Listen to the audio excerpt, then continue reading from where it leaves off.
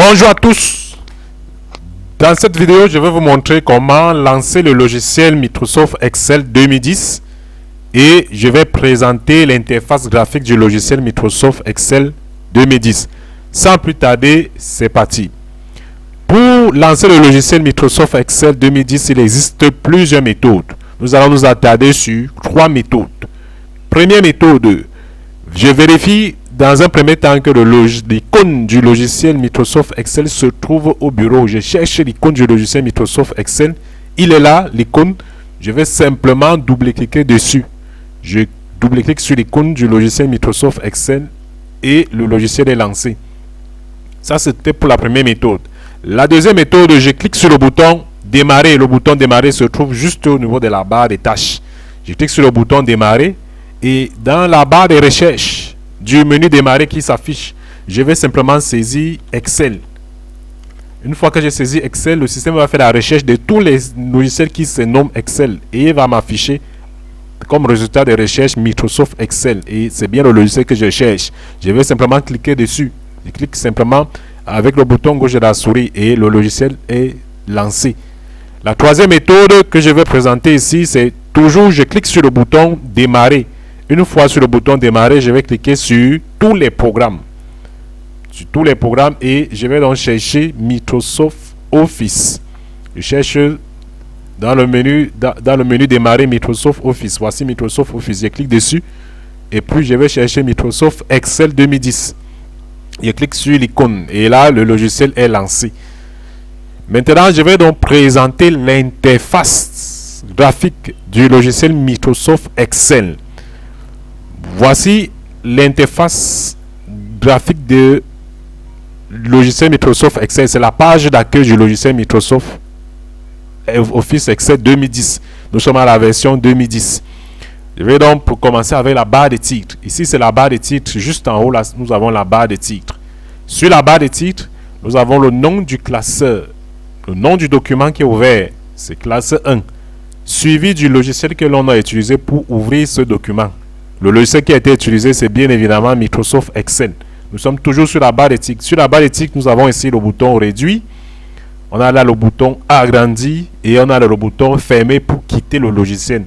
Et juste à gauche, à l'extrême gauche de la barre de titres, nous avons là ici, juste à l'extrême gauche. Là, c'est la barre d'outils d'accès rapide. La barre d'outils d'accès rapide. Et sur cette barre, nous avons les différents outils. Et là, je peux donc, à partir de ce bouton-ci, de cette flèche qui regarde vers le bas, je peux ajouter ou retirer les outils de ma barre d'outils. Pour retirer un outil, il suffit seulement de décocher. Pour ajouter, il suffit seulement de cocher. Vous voyez, lorsque j'ai coché sur nouveau, il a ajouté l'outil nouveau. Si je veux retirer cet outil, il suffit seulement de décocher dessus.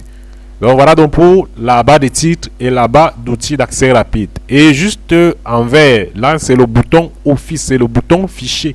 Dans d'autres versions, les versions inférieures à 2010, c'est le bouton Office à la place.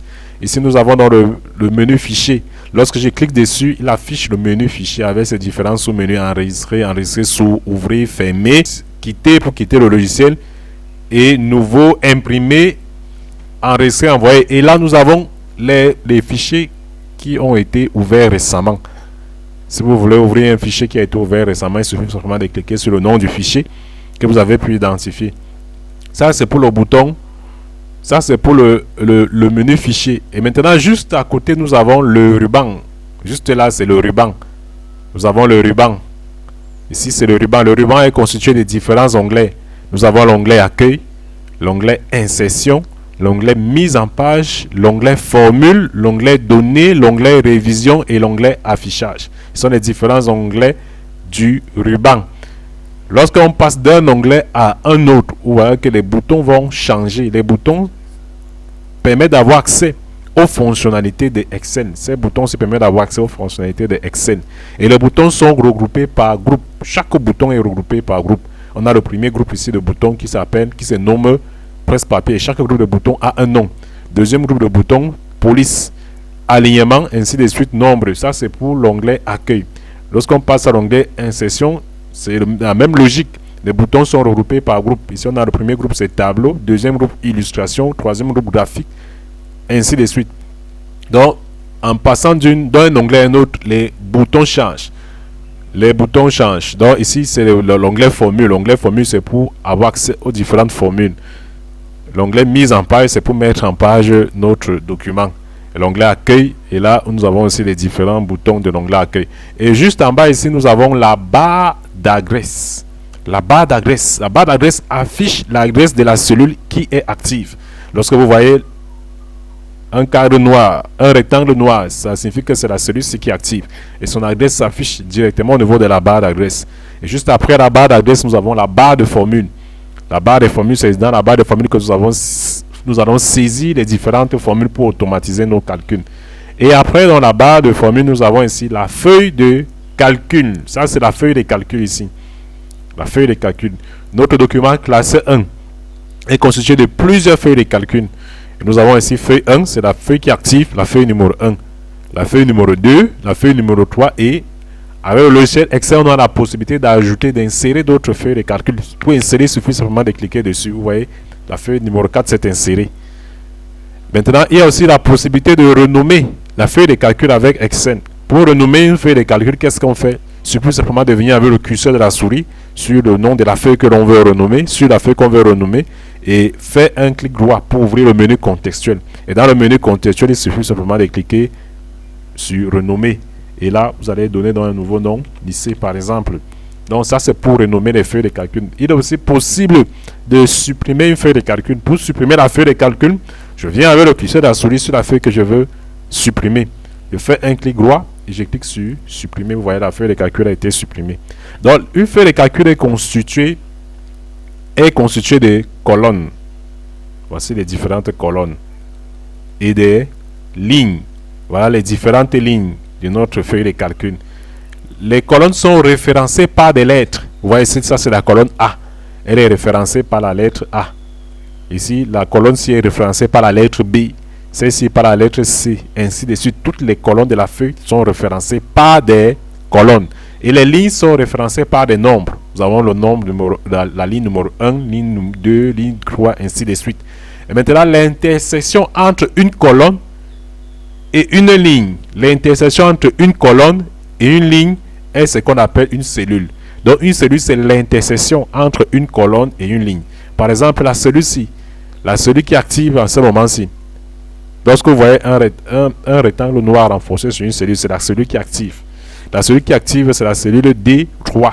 On comprend que c'est l'intersection entre la colonne D et la ligne 3. D'où donc l'adresse de la cellule-ci, qui se nomme de D3. Vous voyez que l'adresse de la cellule active est affichée au niveau de la barre d'adresse. La barre d'adresse affiche l'adresse de la cellule qui active. Si elle change par exemple les cellules, prenons cette cellule-ci, vous voyez que l'adresse ici a changé, c'est maintenant F11. On comprend que c'est l'intersection entre la colonne F et la ligne 11. C'est ça qui donne donc la F11. Donc voilà donc pour les colonnes. On comprend donc qu'une feuille de calcul, la feuille de calcul est constituée d'un ensemble de cellules. La feuille de calcul est constituée d'un ensemble de cellules. Et maintenant, le classeur, lui, est constitué d'un ensemble de feuilles de calcul.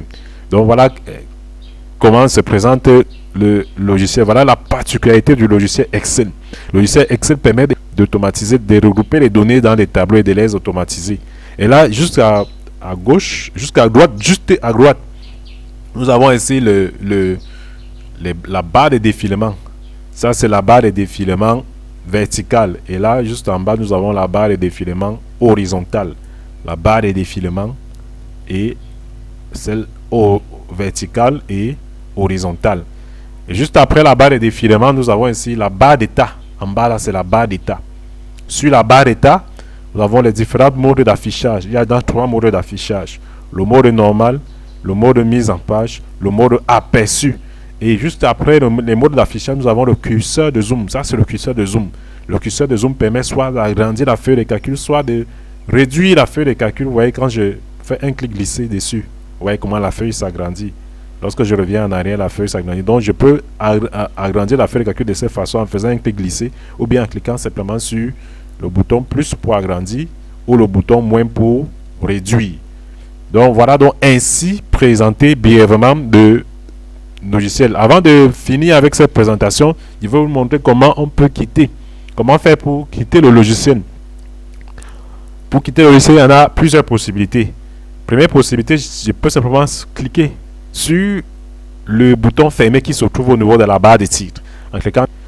En cliquant dessus, le logiciel va se fermer. Ou bien je viens ici dans le menu fichier. Dans le menu fichier, je clique simplement sur quitter. Et puis il me demande s'il veut enregistrer les modifications. Je dis non. Et puis nous avons cliqué le logiciel. Bon, merci pour votre attention.